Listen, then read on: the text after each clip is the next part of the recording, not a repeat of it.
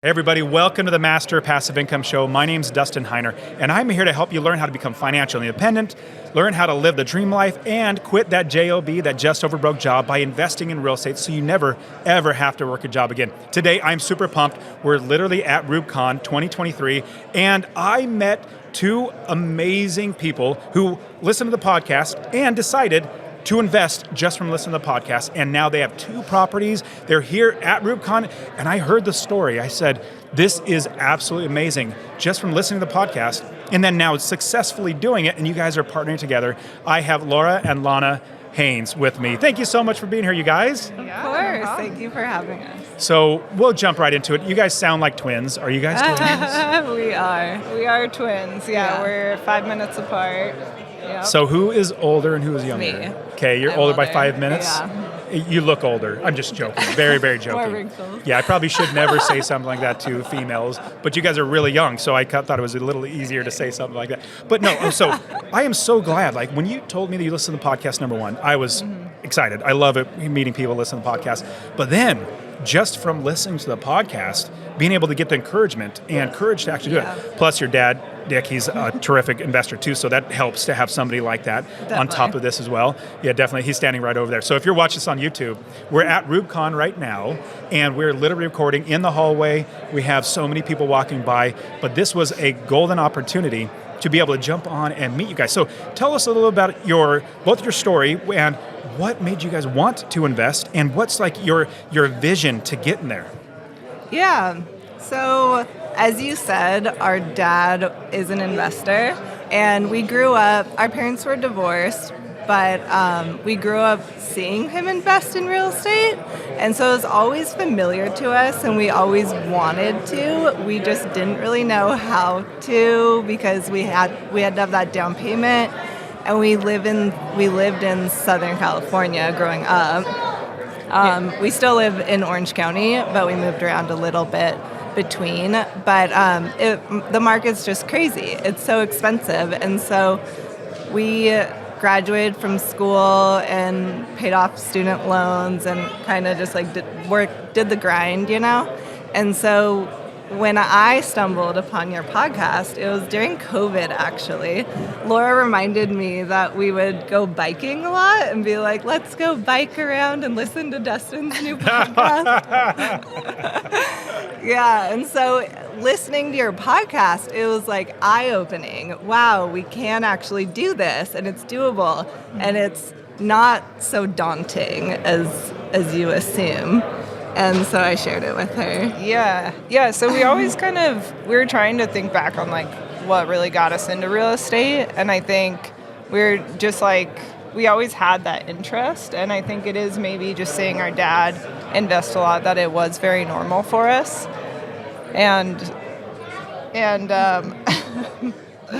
so for everybody listening to this, we're laughing because their dad is definitely making sure that they're very happy right now. Well, I know, like, I have kids. My goal in life is to embarrass them. Yeah. So more than likely, your dad's very similar in that way. Anyways, go ahead, Laura, keep finishing. Yeah. So I think we were trying to think back on that, and I actually have worked for a lot of companies that have shut down. So I think for me, it was just looked at as like security to invest, and I always wanted to, and never had a job where I felt like I was able to really get ahead, super stable, and save a lot of money. So I think during COVID, we were able to start like getting together. Lana actually moved right next to me during COVID in Orange County. And we're neighbors. We were both working from home. Yeah, That's we're neighbors. terrific. So we were both working from home, and we just had a lot of time. And we just would go on bike rides, and she was telling me about the podcast, Dustin Heiner's podcast, and she kept telling me about it for a while. And I was like, fine, I'll eventually. I was like, who is this guy? I guess I'll give him a listen. And so we started listening to it, and it just really got us motivated to take action. And it started in 2020. So it wasn't like you bought it 8 years ago in 2014, 15, 16, where it was really, really like 2020, and then in 2021, like prices, people are like, oh my goodness, I can't invest because of prices and all that sort of stuff. But you guys did it. Yeah. And that's the thing, like you say, the best time to buy real estate was 20 years ago. The best time now is now. You're 100% right, yes. Yeah, and so I do feel like every year everyone's like, the market's crazy. Each year it keeps getting crazier. That's the noise, you know? And so what you say on the podcast and what I looked into, it's like, forget the noise. You can always be successful in real estate. Just start, just take action. Yeah. And so I think listening to your podcast, it was like we actually just need to buy a place. You know, we've gotten most of the research. I think it got to the point where we just need to learn by doing. Yeah, we had done so much research. I feel like in my 20s a lot, on the weekends, I would read books and I would try to learn and try to do research, and it just got to the point where like it's so hard to learn at some point, or it's just like you just had to do it. And I think that's what we realized. It was like we just need to like do it and learn by doing it, and that helped us the most, honestly. And it seems like, at least for me, and it seems like everybody, especially all the students that I coach, it's that fear is right in front of your face when you had never done it before. And then once you do it that one time, oh my goodness, it's like, oh, was it that really that easy? Yeah. Like it's not easy, but it's simple. Like if you just understand how to do it, you just implement it, and then you guys have done it twice now. Mm-hmm. Yeah. So talk to us about where are you investing right now, and a little bit about the first property that you got. So the first property is in Mesquite, which is right outside of Dallas.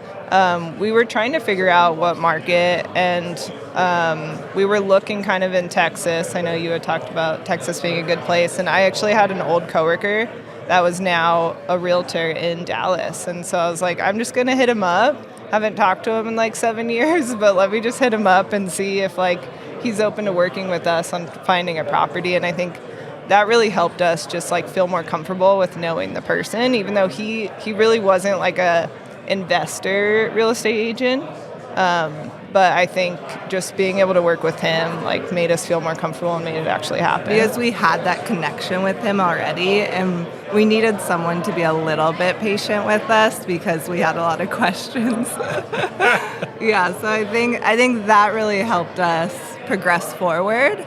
And so then we made some offers on places in Mesquite. Our older sister was actually going to invest with us in that property in Mesquite, and then we were making offers, and it was really competitive at that time because it was in probably around July of 2021. Yeah, so interest rates were very good, and we wanted to get in, but it was hard to get in. I feel like every time we were looking at a property, it like went off the market so fast. Sorry, and so then there was one property that was a 2-bed, 2-bathroom, which I know after listening to I had listened to your podcast so long at that time, and I was like, this is everything Dustin says don't do, basically. It's not a 3-2, you know. But there was already a renter in there, and so that made it feel, one, more comfortable because we were in California, and then two, there was less competition because you had to put 20% down because so you're only like competing against other investors. Yeah. Yes, absolutely. Yeah. So we got the place. Yeah. Do you mind sharing a little bit of the numbers? Like how much, can you share how much it was selling for, and did you capture any equity, and what's the passive income like on the property? Yeah. So it was on the market for $219, and then we worked with our real estate agent and we offered $195, and they came back, I believe it was at $215, and then we ended up countering at $210, and we got it for $210. And they didn't want to go any lower than that, but they were open to like taking off some closing costs. Very cool. Yeah, so once we got the inspection, we were able to get $4,000 paid for closing costs. So, yeah, it was... That's money in your pocket. You'd have to normally pay that. Yeah, that helped a lot. Yeah, and back to the renter, I just wanted to say that I think for me, there was a lot of fear of like, okay, buying this house, and then how long is it going to take to get the renter in? Like, are we going to have to pay the mortgage for 3 months? So I think having... less risky. It Yeah. felt less. I think having that renter in there made it feel a lot more comfortable. And doing the Zillow numbers originally looked like a better investment than it turned out to be. So we ended up the like mortgage and the insurance and the taxes are about $1,350. They were $1,350 when we bought it, and then I actually called around to a lot of property managers and was able to get one that was only $95 a month. In Texas, yeah, they're flat fee ones. Yeah. Mm-hmm. So we were only at the time the rent was $1,450. So we knew that we weren't going to make any money for like a while. But he was in a 2-year lease. The tenant was in a 2-year lease. He had signed that during the peak of COVID, like March 2020. And so the lease was going to end in about 6 months. So we knew that we could raise it quite a bit. So you knew the market rents were considerably higher than that. Yeah, we knew it was at like $1,650 was what we could get for it. So I think for us it was like, okay, we're willing to wait, 6 months to like be able to kind of raise it up. Totally. So that's kind well, because over time we just know rents will go up, and if you already knew the market rents were low going into it, you buy it knowing that you can raise it, which that's the end goal. Like it's great if you could literally from the very beginning have the rent at a certain price that we want, but it's okay because over time we'll get it up. So that was the first property, and you said Mesquite in Texas. Second property close to there, or where was the second property? The second property was in Lubbock, Texas. So the first one wasn't close to the 1% rule, and I think we really wanted to try to get the 1% rule. Originally, we wanted to stay kind of with the same real estate agent and in Texas, and then I just stumbled upon Lubbock, like on YouTube, I think. And then it's a small town, isn't it? I mean, it's not like Dallas-Fort Worth or anything like that. No, small town. Texas Tech is there. It's the draw. The draw. And it was close to the 1% rule. It was possible there. So that's kind of where we started focusing. And one thing to add with the Mesquite property, we knew it was not meeting the 1% rule. We knew it was a 2-2, but we just wanted to get in the market so bad.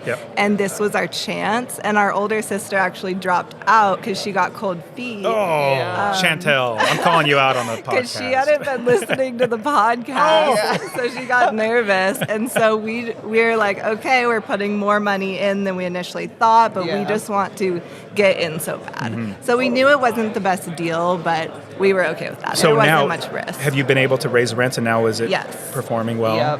Good. So we raised it to $1,600, so we were making $150, which still isn't the $250. But now the tenant's actually going to move out later this month. So we're looking at turning it into a midterm rental. Oh, yes. We think it'll be a good midterm rental. Who do you have, or not who, but because you don't have to share that, but like you have somebody to manage that midterm rental, or how are you going to manage the midterm? So we're still trying to figure out the details. I've talked to a few different companies, but I think right now we're trying to figure out furnishing. And that was a big thing we were excited about, the Sarah Weaver. Sarah Weaver's fantastic. Love her. So we're looking at her. Okay, so everybody listening, at Rubicon here, we have Sarah Weaver here, and she's been amazing as the MC, but she's an even better investor. And she does the midterm properties, and she's just fantastic. So talking with her, picking her brain, or working with her, that's brilliant. So I think basically we just need to furnish it and find a cleaner, and then I think we can run it ourselves. Like I'm totally fine with running it ourselves. I feel confident doing it. We actually did one with our mom's like side room, like running an Airbnb, and I was managing that. So I feel comfortable doing that. And we've talked to furnish finders already to get like the data on Mesquite. So we feel comfortable with that. We really just need to be able to furnish it and clean it and get a handyman and get the right people in the business. So build the business. So it's the Mesquite one that you're doing the midterm. Is it also in the Lubbock? No. So Lubbock, I think when we got once we did Mesquite, we were able to know exactly how to calculate the numbers, which I think really helped us for Lubbock. So when we were in Lubbock, we're like, at least I was very motivated to find a place that at least made $250 a month, ideally more. So Lubbock, we ended up getting a property that was $138,000 as a 4.2. and the current rent is $1,300 right now. That's terrific. Yeah, so we're making about $350 a month. Is it already wow? Is it already rented? And you guys have it? It wasn't when we got it. Okay. But now it is. Yeah, we're able to rent to like. Yeah, that was a little more risky because we didn't know. It's not from risky. afar. You're just not ready Yeah. for it. Yes, I get it. Yeah, it was something new. Yes. But that one turned out to be a better investment. Yeah. I mean, the cash flow is better. Absolutely. Yeah. Yeah, we had to put new paint and some new doors on it. So it took us like 2 months to actually finish that and get a tenant in there. But yeah, it's performing really well. We haven't had like any issues there, and I actually thought it was going to be like $450 a month. So I was like, dang, only The taxes in $350? Texas aren't Yeah. very friendly. Oh Yeah. my goodness! Yeah. I remember when I had my Houston property, I saw the county taxes. In most states, county tax is what you have, and I was like, oh, county tax is like $1,600, $1,700. I'm like, done, no big deal. I'm going to be making like $600 a month in passive income.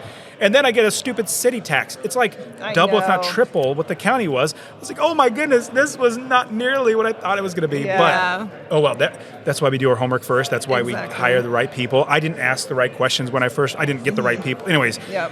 we do that now. So I got to ask you a question. Do you have the green light deal analyzer that I have? I don't think so. I'll give it to you guys, I'm so- a member. Oh, but I you should don't have it. think I. Well, let's chat afterwards. Yeah, yeah. Yes, I'll we'll make let- sure you have it because I found, like, I use that in my business. Tom Sylvester, he's a speaker here at RoofCon. He helped me develop it. In fact, he's a systems and procedures and processes guy. Like he said, because it was rather amazing. So he was buying lots and lots of properties, and he was tired of running the numbers for himself, like actually doing all that work. So he made this spreadsheet and gave it to his VA, virtual assistant, and said, just find properties, run it through here. As soon as everything's good, send it to me and I can put offers on it. So I took that, what he had originally, and I said, let me make this for Master Passive Income. He's a friend of mine. We're in a mastermind together. And I said, hey, can I use this? He's all, go right ahead. So I tailored it. I fixed it. I added things. I made it so that as foolproof as we can try to get it, it's education. I'll definitely say this, it's educational. I'm not saying if you do this, it'll work out 100%, but at least this is what I use in my business. It gives me a chance to then do more analysis because there's more information. Like when you buy a property, you could run the numbers through the analyzer, but it might not turn out well because maybe you got the wrong information that you put in, or maybe something's wrong with the property. There's a lot of stuff. But anyways, we'll make sure you have working with that. Now, what's the future? What do you guys want to see? You want to continue to grow? What's the eventual goal of your real estate investing? Yeah, so sorry, I feel like No, I keep go talking, for but so we bought the first one in August of 2021, then the second one March of 2022. So after the first one, we were like, let's go, let's get our next one. We were so motivated, and Chantel, our older sister, joined us for the second one. That's another fun part of the story because she Please saw share, even yes. even though Miski, it again wasn't the best investment with the numbers, but she did see that we were pretty successful. We weren't losing money, and so she wanted to invest with us in the next property. Oh, so she gets in the good one. I know. Oh, Chantel. She hopped back on board. A little funny quick story that obviously it's an inside joke for us, but Chantel was supposed to come to RoofCon, but she couldn't. She said, hey, can my dad come instead? I'm like, sure, we'll get a new badge for him that has name. We apparently didn't do it well enough, or he just liked wearing the name Chantel as a badge. So he's walking around with Chantel. So that's why I call him Here Chantel. in spirit. Yes. So next year, are you guys coming and you're going to bring Chantel? Yeah, that's the plan. She was supposed to come. She had a baby, our nephew, 6 months ago. So she was planning on bringing him, and then we were trying to get someone to like stay and kind of watch him. Tell Dad while to stay and watch. Come on, Well, Dad. You do don't. we trust him? After hanging out with him last night, I can absolutely acknowledge that. Exactly. Yes, there we go. So she tried to be here. She wanted to be here. Unfortunately, she couldn't make it happen. But yeah, next But year. I bought the recording, so I told her you can watch all of them. Yeah. So for future, continue to grow. I interrupted, but what's your thought with growing? Yeah, so after the second one, we were kind of just like, okay, it took a while to get a tenant in there, so we were kind of in the hole a little bit. And then we kind of were either like, okay, we either want to stay with Lubbock for one more. Because we knew the market. Totally. We had a team there, Yep. so we did. If it was the right deal. So we actually offered on a few properties that we ended up not getting, which was a bummer.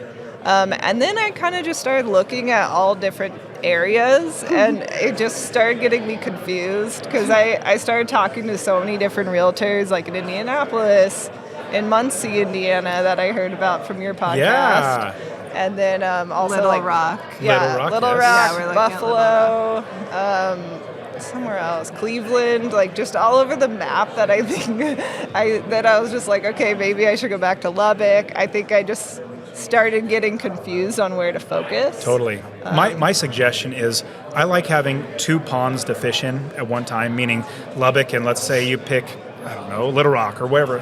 Because if you're just in one city, who knows, deals might pass or you might not even get one for a little while, but you might be ready. But another pond that you're fishing in, let's say that city, Little Rock or wherever it might be, you see more deals because a lot of students ask me, well, should I do that? Like, should I house hack or should I spend all that money on a one down payment? Or there are always these ors, but it's not the or, it's whatever deal comes. And if we get a deal in front of us and we know we can make money from it, we know we can buy it, we can afford it, we're going to put the mortgages and everything like that, then we take the deal. And so it's deal incumbent, not anything else outside of that. So definitely I would suggest don't get too overwhelmed. If you're looking at like 8 cities, oh my goodness, that's so much. In fact, that's why they come up with the term analysis paralysis. Like if you're looking at 15 properties, your brain starts like, which one's good? That's why I like the green light deal analyzer because it literally just tells you. It's a green light. Like this fits everything that we would do. And in fact, I'll tell you, I don't think I've ever told anybody this, but I actually made it even more like conservative. Like if it does, because I'm giving this out to people, like they're buying it. Yeah. I didn't want to have any doubt. Like so, I made it even much more conservative, like on the better end. If it's all green, more than likely it's better than what I would normally have bought. Does that make sense? Okay. Yeah. So continue to grow. I would definitely suggest keep looking for more and more deals. Yeah. So how are you guys working on financing for these properties? Conventional loan. And I think going real quick back to your last question, we are kind of at a crossroads because we are renting in Orange County right now. Oh, goodness. And so our rent I moved out of California, so just to say that. But you guys might like California. It's just really expensive. And lots of other stuff. It is. I know.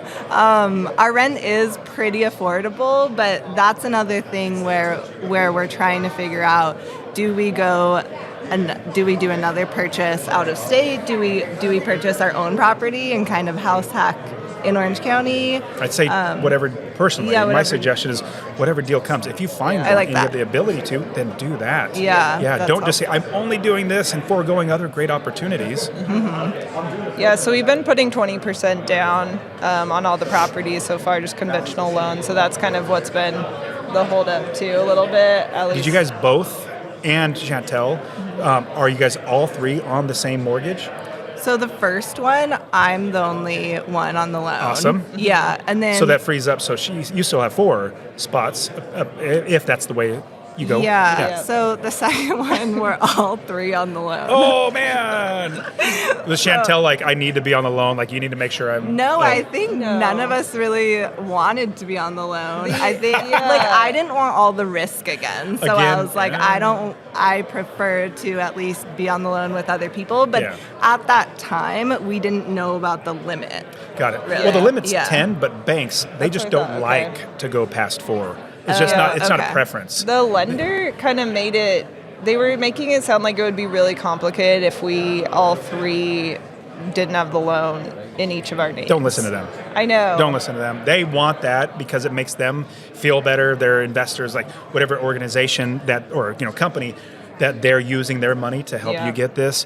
Don't listen to them. Literally do not listen to mortgage brokers unless they say, I can get you a loan. Good, but you dictate to them. Well, now, if any mortgage broker is listening, you're going to get upset. I apologize, but don't do that. Yeah. Literally just do what the investors need. The other thing was that if, like, I was going to get it in my name one time, but I didn't have all the money for the down payment in my bank account. So that was an issue, too, of, like, if we're going to do that, then we need to, like, 2 months ahead advance, put all in there? Exactly, yes, yeah. Absolutely. So that was kind of something we realized, like, we need to do if we're going to get it in one name. Another quick little tip is, and I'm not saying, like, don't doing. I'm saying don't do anything that's against the IRS. But if you put in $10,000 or more, then it's recorded to the IRS. Like it's literally reported. So if you in a 24-hour period. So if you wait a little bit, like put a little bit here in there, like under 10,000, that's not reported to the IRS by the bank. They're like literally required by the bank, or sorry, by the IRS to send IRS a statement. Hey, Lana and Laura, and Chantel all just gave us $10,000. You must know about it. So just a little side note. Just do it a little at a time. My suggestion. You're not trying to get around the laws. You're just making sure, because who knows? Maybe it's going to go back into another account. Like you just keep doing that back and forth. The IRS might be saying, "Hey, what are you guys doing? Are you laundering money?" So just keep that in mind. I'm actually a tax CPA. So am I off base in what I'm saying? No, I haven't. Please tell me if I'm wrong. I need before, but I'm sure it is a thing. But like with my company, we have such high net worth individuals that I don't think I see it much. If you talk to any bank that you bank at and ask them, hey, do you report if I bring over $10,000 in cash? Not like a transfer, it's cash. Yeah. If you do that, I think also transfer it to, they do something. But anyways, talk to the bank. But yeah. Because you never know if you're moving back and forth money because, hey, it wants to be on your account as a... For sure. We just want to make sure we're protected as much. Yeah. So for future, Chantal, our older sister, was kind of like hesitant on whether she wanted to buy the third property with us. So that's kind of just been like back and forth. Like she's in, she's out. So I think right now she's in, and we were kind of on hold until we were like, let's just go to RubeCon, meet people, make connections, get new ideas. And so, I think that's what we're here to figure out. And then I think Chantel will join if it's a good deal, like she always does. Chantel, I'm going to call you out. You got to put in some work. You got to not just say, hey, let me peg it back up. Let me ride your coattails. So for everybody listening, she has a new baby. So. That's a huge. Yeah. I'm blessed to have the easy job of making money. My wife has a hard job of homeschooling and raising the kids. So I completely get that. I do have to say, I am not an accountant. So don't listen to anything I say. This is just what I've been told by my accountants. Apparently, Lana is, so definitely talk to her about all that stuff. But this is so fantastic. I'm so glad to have you guys and met you here at RubeCon. Hopefully next year, Chantel will come too. And we can see you guys have at least, well, let me ask you this. What is a goal that you can give yourselves by next year, 2024, of RubeCon? So we thought that we would have our third property already. That was kind of our goal, is like, let's at least because we bought 2 in 1 year, so we were like, let's do another one in 6 months, and now it's been a year, so we have the money saved. By next year, ideally we have 2. I would want. Yeah, I kind of want to, so my boyfriend's a carpenter, and I would love to have our own place in Orange County and build an ADU. Yeah, those are fantastic in Orange County. Absolutely. I think that would be awesome to kind of house hack, build an ADU. But again, the options are endless. Yeah, and it is what you said. Like if there's a deal, then we'll go that route. Yeah, that's a good tip, because I do feel at a crossroads where I'm like, I don't know where we should put our funds and put our energy next. Yeah. So that is helpful to hear and be reminded. Absolutely.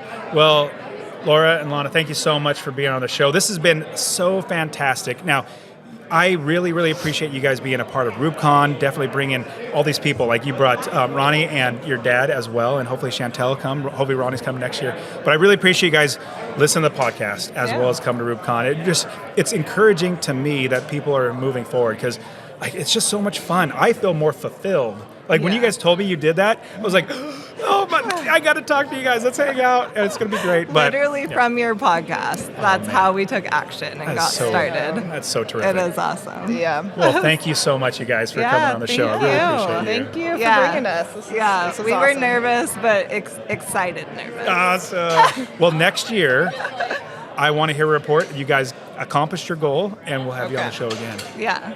Okay. All right, guys. Thank you so much, ladies. Thank you, Dustin.